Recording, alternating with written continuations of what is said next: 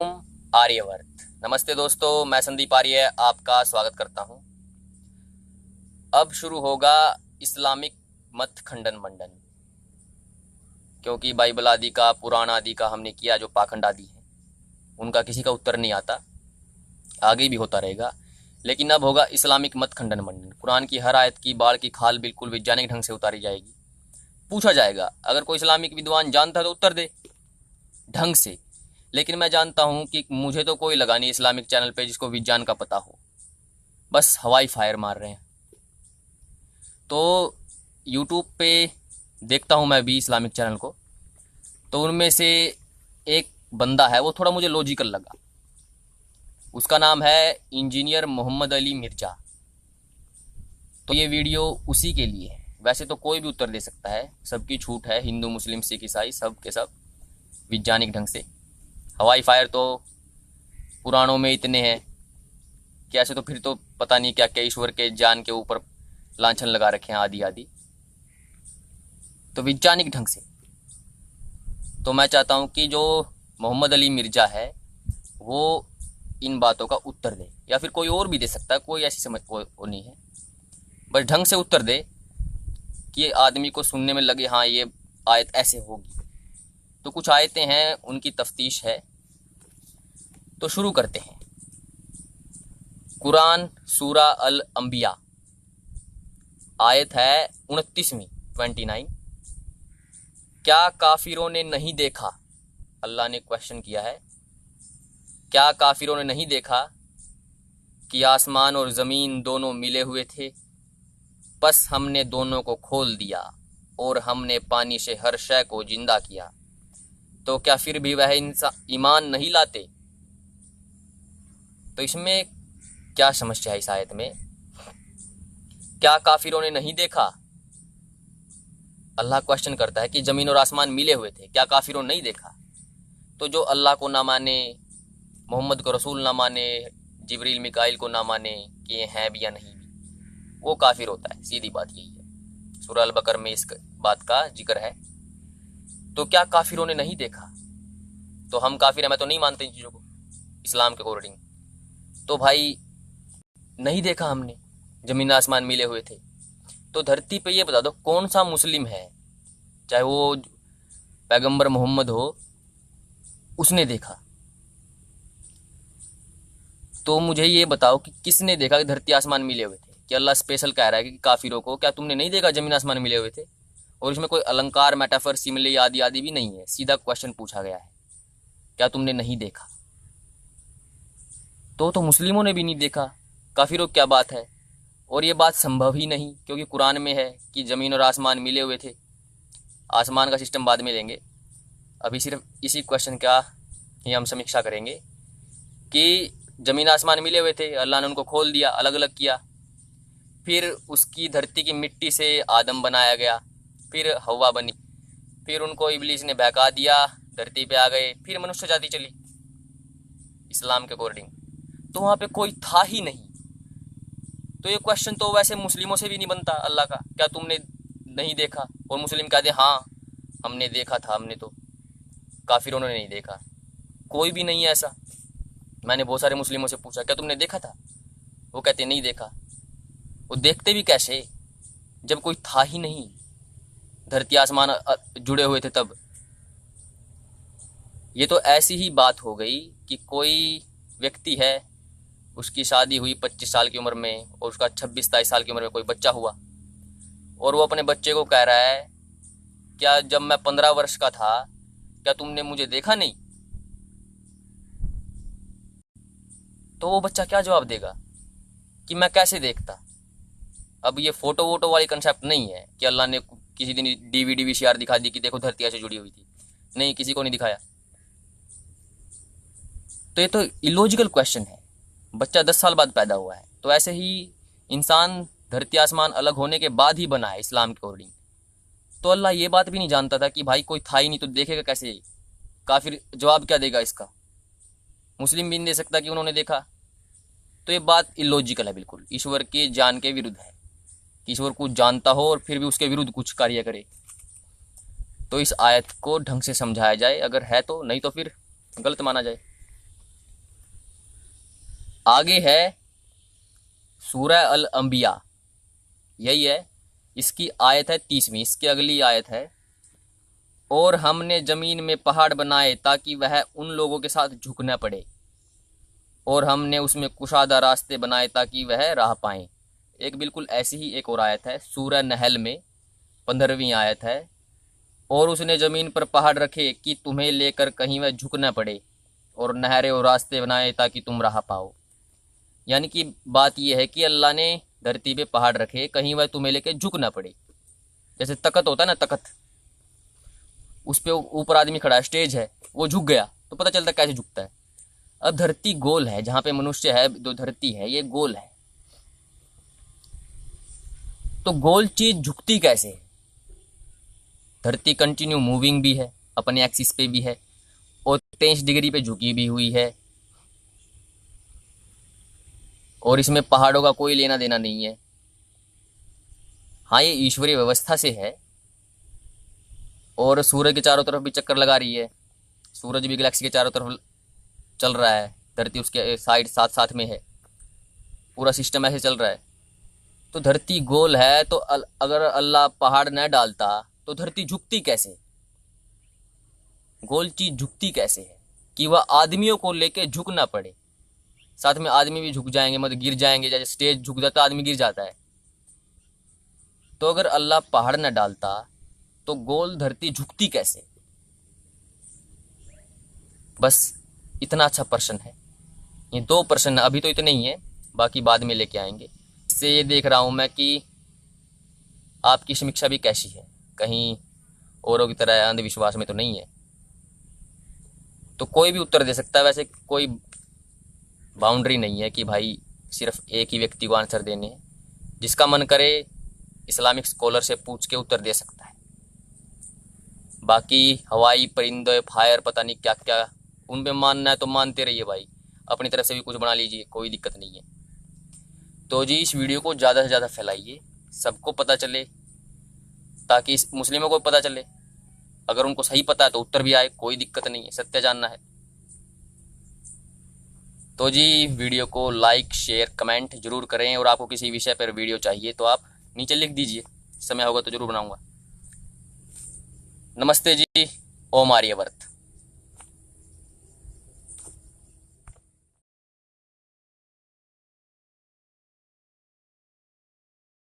آج جو انسان آبزرو کر رہا ہے چیزوں کو، یہ آج سے پہلے نہیں کر رہا تھا، لیکن یہ آبزرویشن نے خدا کے وجود کا انکار نہیں کیا، بلکہ اس کی قدرتوں کی جو ڈیٹیلز ہیں وہ مزید آشکار کر دی انسان کے اوپر، مزید ڈسکوری سے۔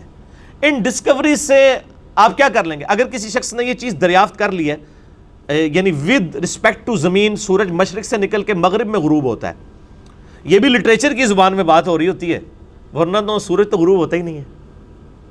وہ سورۃ الکہف میں آتا ہے نا کہ وہ ذوالقرنین بادشاہ نے جو ہے کیچڑ میں سورج کو غروب ہوتے ہوئے دیکھا، تو وہ کافر اعتراض کرتے ہیں کیچڑ میں تو نہیں جاتا۔ تو سر آج آپ نیو یارک ٹائم بھی اٹھا کے دیکھ لیں، اس میں بھی لکھا ہوتا ہے سن رائز اور سن سیٹ۔ تو کیا امریکہ کو آج تک نہیں پتا چلا کہ سن تو رائز ہوتا ہی نہیں ہے، سیٹ ہوتا ہی نہیں ہے؟ وہ لٹریچر کی زبان میں بات ہو رہی ہوتی ہے، تو قرآن بھی تو لٹریچر کی بک ہے نا، لٹریچر میں بات کرے گی۔ تو یہ زمین و آسمان کی جو یعنی پیدائش والا معاملہ ہے، کریشن آف یونیورس ہے، یہ تمام کی تمام چیزیں آج جس طرح سامنے آئی ہیں، ان سے ایک سٹیپ بھی ضرور طے ہوا ہے۔ اگر کسی شخص کو یہ پتا چلا کہ سورج مشرق سے نکل کے مغرب میں غروب ہوتا ہے، اس قانون کے پتہ چلنے سے کیا اس قانون نے سورج کو بنایا ہے؟ یہ قانون جو ہے یہ یعنی کریٹر آف سن تو نہیں ہے نا، اس سے آپ کو صرف اس کے بارے میں حیات کا پتہ چل گیا۔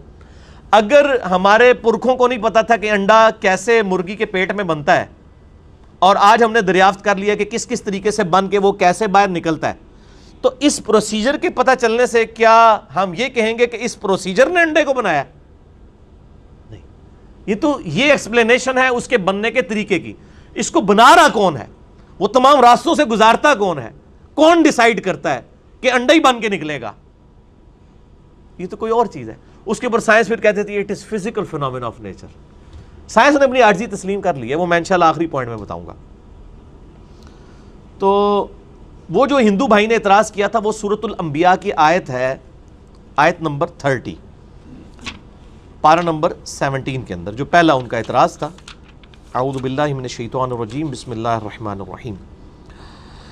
اولم یر الذین کفروا ان السماوات والارض، کیا کافروں نے یہ نہیں دیکھا؟ لفظی ترجمہ تو یہ بنے گا، با محاورہ ترجمہ ہوگا کیا کافروں نے نہیں جانا، ان کے علم میں یہ بات نہیں آئی؟ ان السماوات والارض، کہ آسمانوں اور زمین، یعنی سارے آسمان اور زمین، کانتا رتقن، یہ آپس میں گندے ہوئے تھے، ملے ہوئے تھے، ففتقناہما، تو ہم نے ان کو پھاڑ کر جدا کر دیا. وجعلنا من الماء کل شیء حی، اور ہم نے ہر زندہ چیز کو پانی سے پیدا کیا. افلا یؤمنون، کیا اب بھی ایمان نہ لاؤ گے؟ اس آیت کو اس ہندو نے کوٹ کیا، اس نے کہا یہ جو قرآن دعویٰ کر رہے کہ تم نے نہیں دیکھا، تو کہہ رہا ہم نے واقعی نہیں دیکھا، ہمارے سامنے تو زمین و آسمان پھٹ کے جدا نہیں ہوئے. اور اس نے اگلا سوال کیا کیا مسلمانوں نے یہ منظر دیکھا ہے، یا محمد صلی اللہ علیہ وآلہ وسلم نے خود یہ منظر دیکھا ہوا ہے؟ تو میرے بھائی کہاں مسلمانوں کا دعویٰ ہے کہ ہم نے یہ منظر دیکھا ہے؟ یہ لٹریچر کی زبان میں بات ہو رہی ہے کہ تمہارے علم میں یہ زمین و آسمان کی کریشن جو نظر آ رہی ہے، یہ کیا اس چیز کا ثبوت نہیں ہے کہ اس کو کسی نے بنایا ہے؟ اس سے مراد یہ نہیں کہ وہ جو فزیکل واقعہ پرفارم ہوا تھا وہ کسی نے دیکھا تھا. کیوں؟ کیونکہ قرآن حکیم خود ہی اس چیز کو ایڈریس کرتا ہے. سورہ حامیم السجدہ سورت نمبر 41 میں آیت نمبر 9 سے لے کے 12 تک اللہ تعالیٰ خود ترتیب بتا رہا ہے کہ ہم نے پہلے زمین کو پیدا کیا، پھر آسمانوں کی طرف متوجہ ہوئے، آسمانوں کو پیدا کیا، پھر زمین میں اللہ تعالیٰ نے ریسورسز رکھے، اس میں اللہ تعالیٰ نے مخلوقات پیدا کی. یہ ساری ترتیب تو خود قرآن بتا رہا ہے سورہ فصلت سورہ حامیم السجدہ کے اندر کہ کریشن آف یونیورس کے بعد انسان پیدا ہوا ہے. تو ظاہر ہے پھر یہ سوال ہی انویلڈ ہو جائے گا کہ انسان سے یہ پوچھا جائے کہ تو نے کریشن آف یونیورس دیکھی ہے. تو یہ ہے کہ کریشن آف یونیورس جو ہو چکی، وہ جو تم نے دیکھی اس کے ذریعے اس کے کریٹر کو پہچانا، یہ کہنے کا مقصد ہے. اللہ تعالیٰ سورہ نساء کی آیت نمبر 82 میں ارشاد فرماتا ہے اعوذ باللہ من الشیطان الرجیم بسم اللہ الرحمن الرحیم. بہت زبردست آیت ہے، یہ سارے کے سارے معاملے کو کھول کے بیان کرے گی کہ قرآن حکیم کو آپ نے لٹریچر کی زبان میں سمجھنا ہے. افلا یتدبرون القرآن، کیا لوگ قرآن پر تدبر نہیں کرتے؟ ڈیپ تھنکنگ کرو قرآن پر. ولو کان من عند غیر اللہ، اگر یہ اللہ کے علاوہ کسی اور ہستی کی طرف سے ہوتا، لوجدوا فیہ اختلافا کثیرا، تم اس میں بہت اختلاف پاتے. پہلے صفحے پہ اور بات ہوئی ہوئی ہے، جا کے 50ویں صفحے پہ اور بات ہوئی ہوتی. انسان تو بھول جاتا ہے پہلے کیا کہہ کے آیا تھا. پہلے صفحے پہ لکھا ہوتا ایاک نعبد و ایاک نستعین، اور 50ویں صفحے پہ جا کے یا علی مدد بھی لکھا ہوا ہوتا. تو یہ تو نہیں ہوگا. قرآن میں اگر شروع میں ہوا ہے کہ اللہ ہی کی عبادت، اسی سے مدد مانگنی ہے، ظاہر یہ اسباب نہیں، وہ تو فزیکل فینومینا آف نیچر کے ساتھ اللہ نے چیزوں کو جوڑا ہے. غائب میں مدد، دعا کے لیے پکارنا، تو آخری صفحے تک اللہ ہی کو پکارنا ہوگا دعا میں. اللہ تعالیٰ فرماتا ہے یہ تدبر کرو. اس کی سچائی ہونے کی دلیل یہ ہے کہ اللہ کے علاوہ کسی اور کی طرف سے ہوتا نا تو اس کی آیات آپس میں ٹکرا رہی ہوتی، بہت اختلاف ہوتا. تو ایسا نہیں ہے. آپ کو بظاہر ٹکراتی ہوئی نظر آتی ہے، لیکن جب آپ کانٹیکسٹ دیکھتے ہیں، ساری آیات کو ایک جگہ جمع کرتے ہیں تو آپ کو بات سمجھ آ جاتی ہے. کیوں؟ قرآن بار بار یہ بات ریپیٹ کرتا ہے مختلف انداز میں. اور پارہ نمبر 28 کے اندر جا کے تو بڑا کلیئر کٹ آیا، لِمَ تَقُولُونَ مَا لَا تَفْعَلُونَ، تم وہ بات کیوں کرتے ہو، کیوں کہتے ہو وہ بات جو خود نہیں کرتے. یعنی قول اور فعل میں تضاد نہیں ہونا چاہیے. تو جب اللہ ہمیں یہ کہہ رہا ہے تو اللہ کے قول و فعل میں بھی تضاد نہیں ہوگا. قرآن اللہ کا قول ہے اور یہ پوری یونیورس اللہ کا فعل ہے. قول اور فعل میں تضاد نہیں ہو سکتا. ہاں یہ ہو سکتا ہے کہ سائنس ابھی اس لیول تک نہ پہنچی، اس کو بظاہر تضاد نظر آ رہا ہو. اس لیے ہم کہتے ہیں قرآن حکیم کی کوئی ایک آیت بھی اسٹیبلش سائنس کے خلاف نہیں ہوگی. ہائپوتھیسس کے خلاف ہو سکتی ہے کیونکہ سائنس نے کئی دفعہ یو ٹرن بھی لیا. تو ہائپوتھیسس الگ چیز ہے. اسٹیبلش سائنس جو فیکٹس ہیں، فیکٹ آف کریشن ہے، جو اسٹیبلش ہو چکی ہوئی ہے، اس کے خلاف کبھی بھی قرآن حکیم کی کوئی آیت نہیں ہوگی. تو یہ قرآن حکیم میں یعنی غور و تفکر کرنا چاہیے. اگر یہ اللہ کے علاوہ کسی اور کی طرف سے ہوتا پھر یہ اختلافات ہوتے. اب دنیاوی طور پہ میں آپ کو ایک مثال دیتا ہوں. اگر میں یہ اناؤنسمنٹ دوں کہ ڈاک خانے میں، پوسٹ آفس میں روزانہ صبح 9 سے 5 بجے تک بل جمع ہوتے ہیں، بجلی کے، گیس کے، ٹیلی فون کے، آپ اتوار والے دن، سنڈے والے دن وہاں پہنچ جاتے ہیں اور آپ دیکھتے ہیں کہ آگے ڈاکخانہ بند ہے، اور آپ آگے مجھ سے گلا کرتے ہیں کہ جی علی بھائی آپ نے یہ بات کہی تھی کہ 9 سے 5 تک بل جمع ہوتے ہیں، وہ تو ڈاکخانہ بند تھا، تو آپ جھوٹے نکلے۔ کیا میری یہ سٹیٹمنٹ بظاہر رانگ ہونے کے اوپر مجھے جھوٹا ڈکلیئر کیا جا سکتا ہے؟ میں کہوں گا کہ میرے بھائی یہ تو اسٹیبلش فیکٹ تھا کہ اتوار والے دن چھٹی ہوتی ہے، تو جب میں یہ بات کر رہا تھا کہ 9 سے 5 تو اس کا مطلب امپلائڈ تھا اس کے اندر کہ ادر دین سنڈے، کیونکہ سنڈے والا فیکٹ تو اسٹیبلش ہے۔ قرآن جگہ جگہ اب یہ فیکٹ اسٹیبلش کر رہا ہے کہ کریشن آف یونیورس انسان کی کریشن سے پہلے ہوئی ہے، تو اب جب قرآن ہی یہ بات کرے گا کیا کافروں نے نہیں دیکھا کہ زمین و آسمان ملے ہوئے تھے، ہم نے ان کو پھاڑ کر جدا کیا، تو یہ نہیں کہنا چاہ رہا ہوگا کہ فزیکل یہ منظر دیکھا، وہ کہنا چاہ رہا ہوگا کہ یہ ہماری قدرت ہے کہ الٹیمیٹلی جو کائنات تمہیں سامنے نظر آ رہی ہے یہ ہماری قدرت کا منظر ہے، اسے دیکھو اور خدا تک پہنچو۔ ٹھیک ہو گیا جی؟ تو یہ لٹریچر کی زبان میں بات ہو رہی ہے۔ اسی طریقے سے کافر اکثر کوٹ کر دیتے ہیں سورہ التوبہ کی آیت کہ جہاں پہ بھی کافر نظر آئے اسے قتل کر دو، حالانکہ پورا کانٹیکسٹ بیان ہو رہا ہے۔ ایک پیس ٹریٹی ہوا تھا کفار مکہ اور نبی صلی اللہ علیہ وآلہ وسلم کے درمیان، امن کا معاہدہ ہوا تھا، اور اس میں یہ چیز طے پائی تھی کہ جو یہ معاہدہ توڑے گا پھر دوسرے فریق کو حق حاصل ہوگا کہ وہ اس کے ساتھ جنگ کر سکتا ہے۔ وہ کافروں نے معاہدہ توڑ دیا، تو قرآن پاک میں آیا کہ اب انہوں نے صلح حدیبیہ کا معاہدہ توڑا ہے، لہٰذا جو یہ عہد شکنی کرنے والے لوگ ہیں ان کو قتل کیا جائے۔ تو وہ صرف ایک جملہ اٹھا لیتے ہیں کہ جہاں پہ بھی کافر نظر آئے اس کو قتل کر دو، نعوذ باللہ۔ قرآن یعنی اسلام تو نام ہی پیس کا ہے، اسلام کا مطلب کیا ہے؟ پیس، امن۔ To acquire peace by submitting your will to اللہ، اپنی رضا اپنے رب کے حوالے کرنا، سر تسلیم خم کرنا، اس کو بھی اسلام کہتے ہیں، اور امن کا حصول اسے بھی اسلام کہتے ہیں۔ تو آؤٹ آف کانٹیکسٹ چیزیں نہیں ہونی چاہیے، پورا مقدمہ دیکھنا چاہیے۔ لہٰذا سورۃ الانبیاء کی آیت نمبر 30 پہ جو اس ہندو بھائی کا اعتراض تھا، میں نے وہ پورا کھول کے بیان کر دیا کہ وہ ان کے سمجھنے میں فرق لگا ہے، اور اگر وہ مودودی صاحب کا ترجمہ پڑھ لیتے تو انہوں نے تو ترجمہ کیا کیا کافروں نے نہیں جانا کہ زمین و آسمان ملے ہوئے تھے، یرو کا ترجمہ انہوں نے با محاورہ کر دیا، تو ان کو یہ پرابلم کلیئر ہو جاتی۔ اور اس سورۃ الانبیاء کی آیت نمبر 30 پہ تو میں نے پہلے گھنٹوں بول کے لیکچرز ریکارڈ کروائے ہیں کہ یہ وہ فیکٹس ہیں دو سائنٹیفک جو 20ویں اور 21ویں صدی میں آ کے اسٹیبلش ہوئے ہیں، جو اس آیت کے اندر بیان ہوئے ہیں۔ نمبر 1، کریشن آف یونیورس ایک بگ بینگ کے ذریعے ہوئی ہے، اور نمبر 2، تمام لیونگ تھنگس پانی سے بنائی گئی ہیں۔ یہ الگ سے بھی میرا اس کے اوپر لیکچر موجود ہے، آج میں اس ڈیٹیل میں نہیں جاؤں گا۔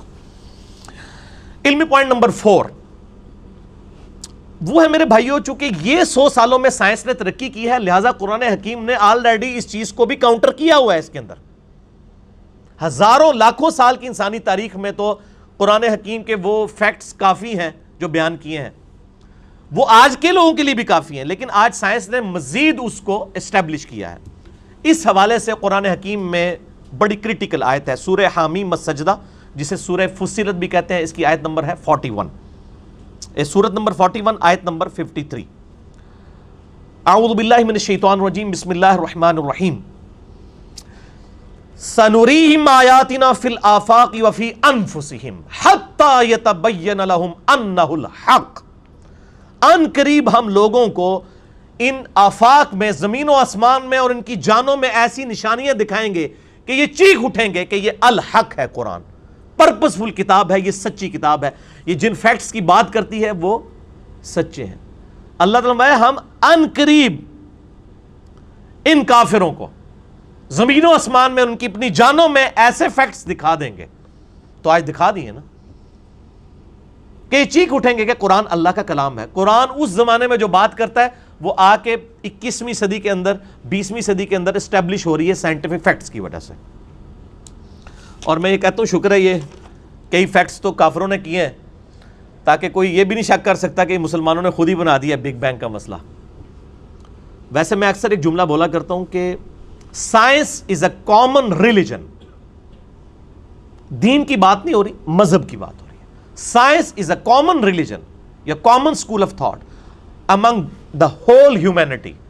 سائنس کے اوپر کسی کی جاگیرداری نہیں ہے۔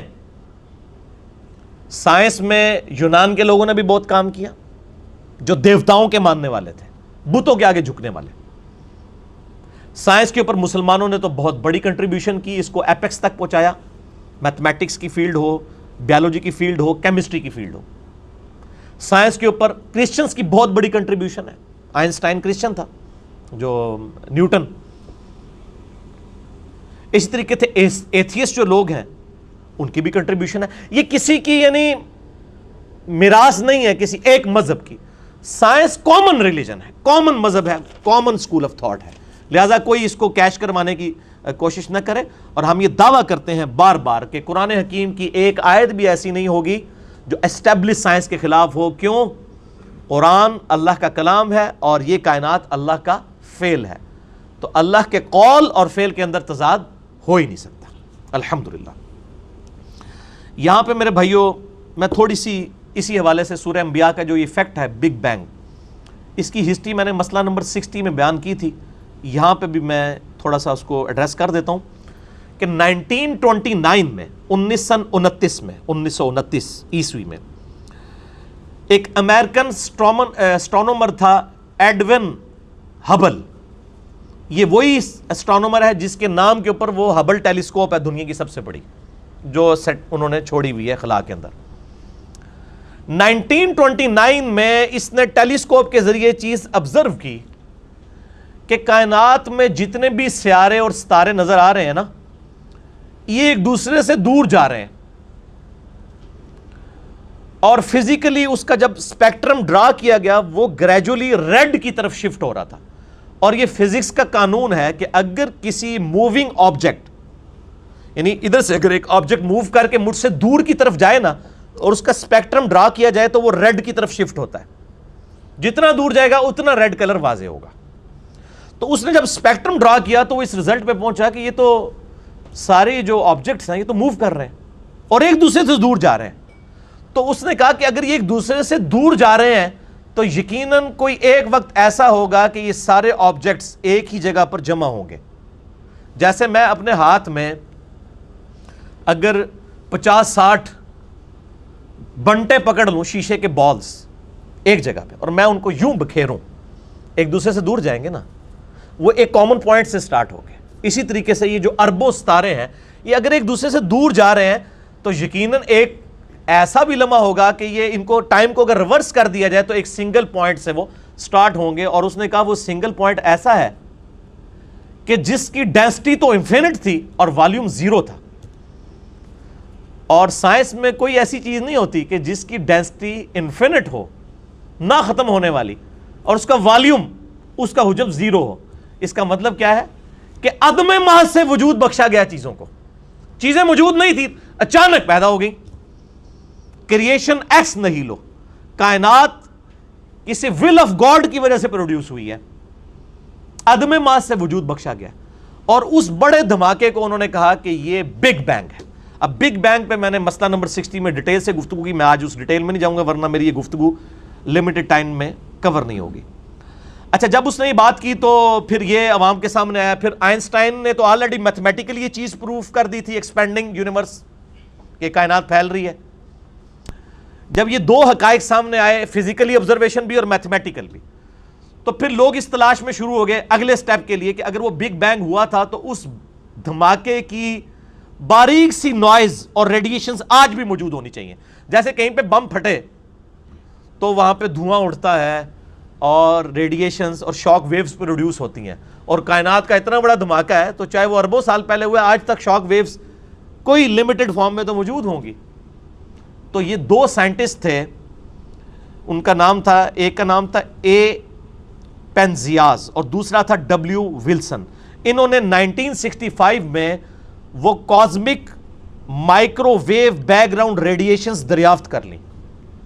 ان کو کہتے ہیں CMBR، cosmic microwave background radiation, جو بگ بینگ کی وجہ سے پروڈیوس ہوئی تھی.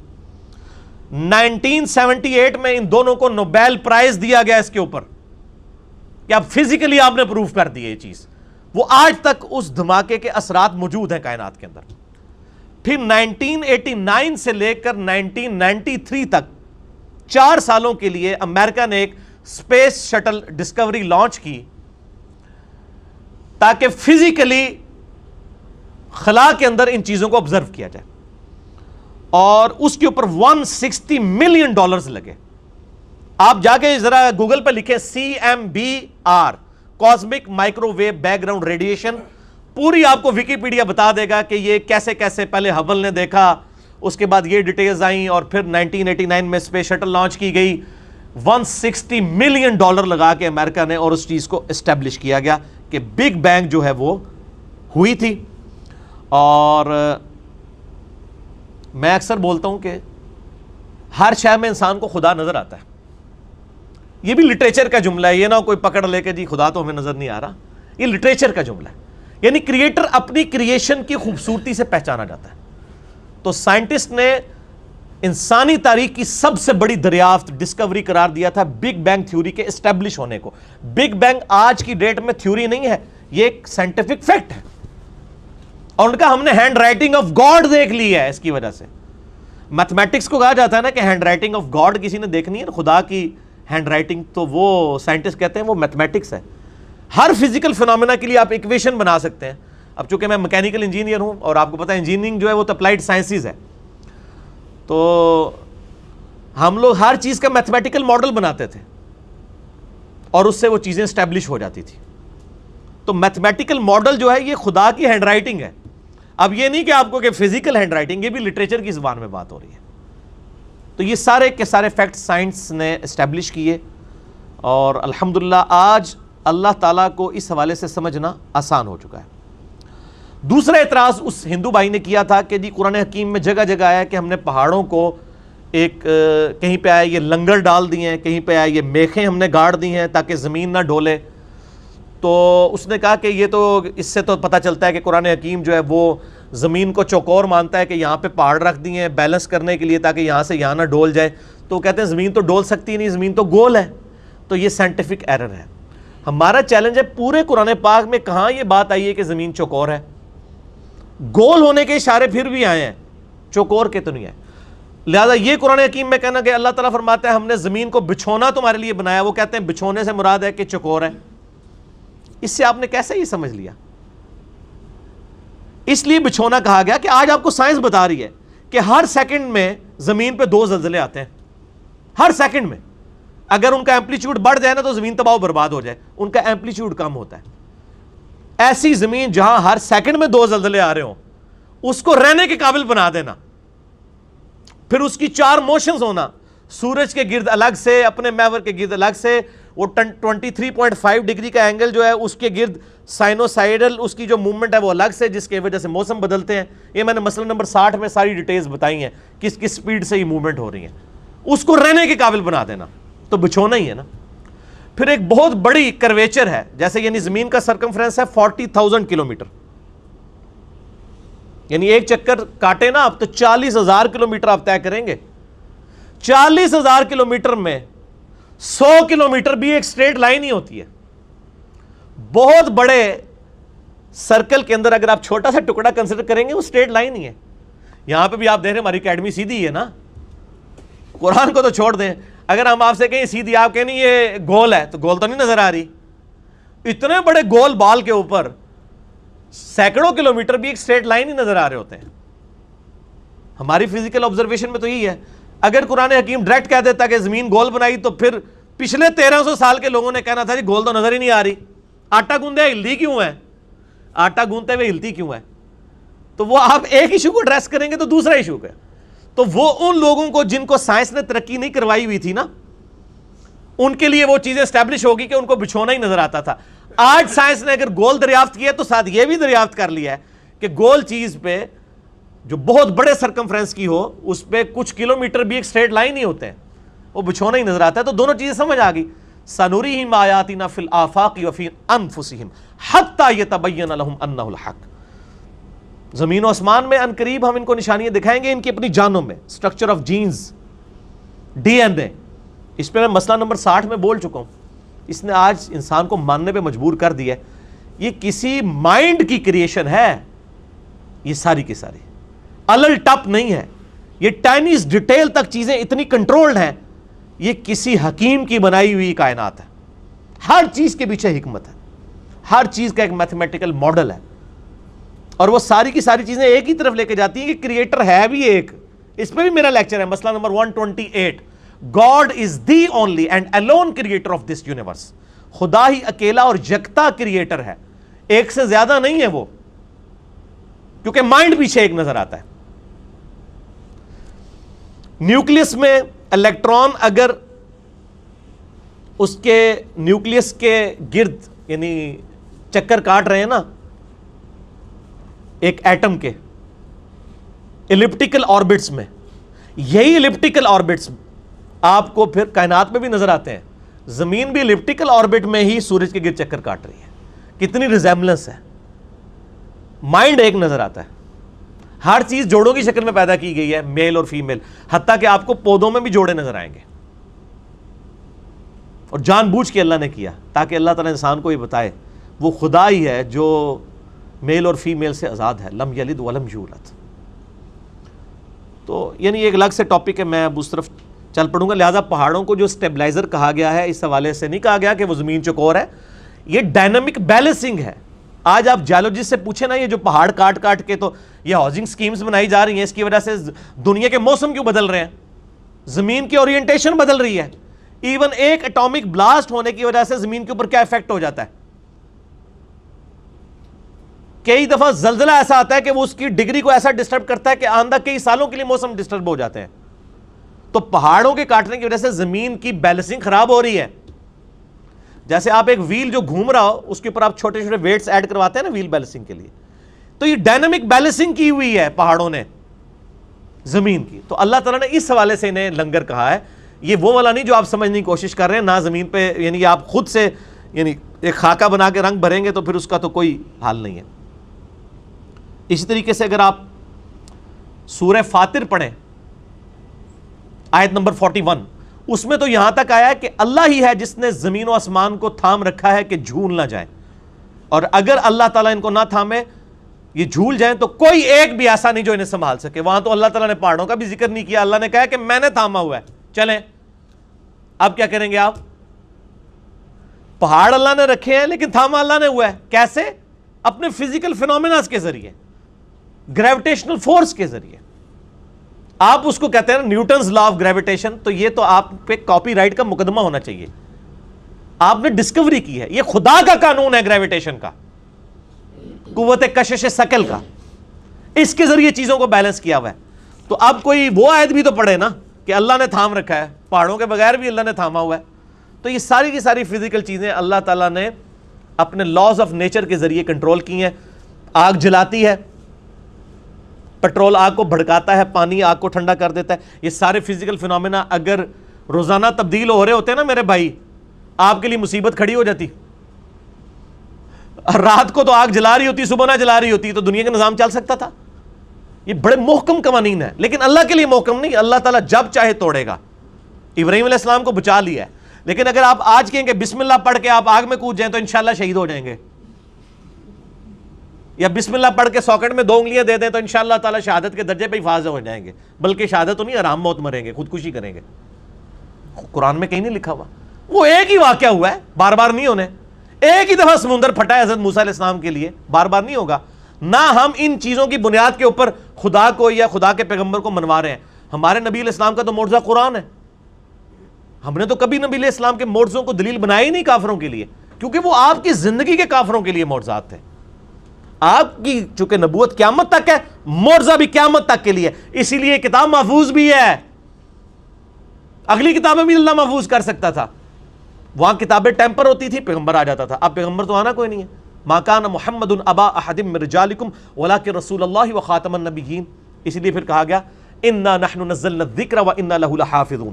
بے شک اس الذکر قرآن کو ہم نے نازل کیا, ہم اس کی حفاظت کریں گے, کیونکہ یہ نبی علیہ السلام کا واحد معجزہ ہے جس کی بنیاد پہ دعوی نبوت ہے. معجزات اور بھی ہیں, دعوی نبوت کی بنیاد یہ معجزہ ہے. اس پہ بھی میرا لیکچر ہے, مسئلہ نمبر 85, قرآن اور قتال, ہمارے محبوب صلی اللہ علیہ وآلہ وسلم کی 2 خصوصیات. لہذا قرآن حکیم جو ہے یہ لٹریچر کی زبان میں بات کرتا ہے, تو لہذا زمین کو بچھونا کہا جائے تو اب یہ نہیں کہیں گے بچھونا تو نہیں, یہ تو گھول ہے. یہ نان سینس ہے, پڑھ لکھے بندے کو یہ زیب نہیں دیتا. اور میں امید کرتا ہوں اپنے اس ہندو بھائی سے بھی اور باقی نان مسلم سے بھی کہ وہ یعنی چونکہ لاجکس کے اوپر بات کرتے ہیں, تو اس کو لاجیکلی چیز کو سمجھیں گے تو باقی نہیں ماننا ہوگا تو ہم نے زبردستی منوانا نہیں کسی کو، صرف اپنا مقدمہ اپنے ریلیجن کا آپ کے سامنے رکھنا۔